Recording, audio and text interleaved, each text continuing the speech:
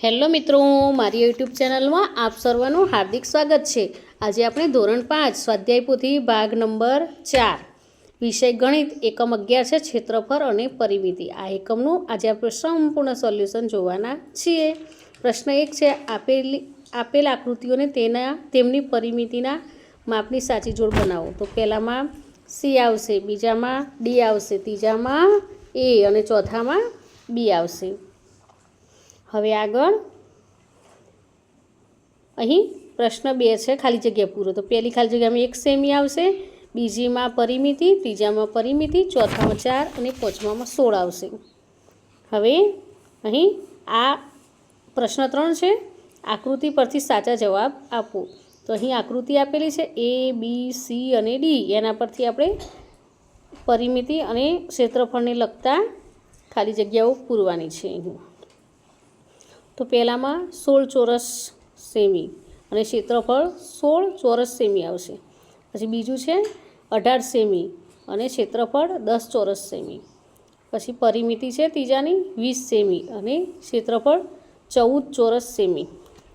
પછી ચોથામાં છે 18 સેમી અને ક્ષેત્રફળ 18 ચોરસ સેમી।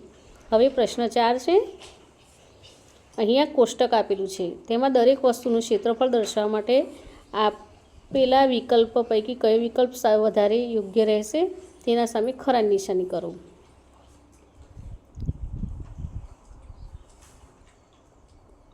અહીં પ્રશ્ન 6 છે, તેમાં ખાલી જગ્યાઓ આપેલી છે કે એક ચોરસ એની પરિમિતિ 16 સેમી છે, બીજામાં 2 જવાબ આવશે, ત્રીજામાં 4 આવશે, પછી ચોથામાં 4, પાંચમામાં 8 અને છઠ્ઠામાં 2। હવે આપેલા પ્રશ્નોના જવાબની ગણતરી કરવી। તો પહેલા દાખલાનો જવાબ આ પ્રમાણે છે।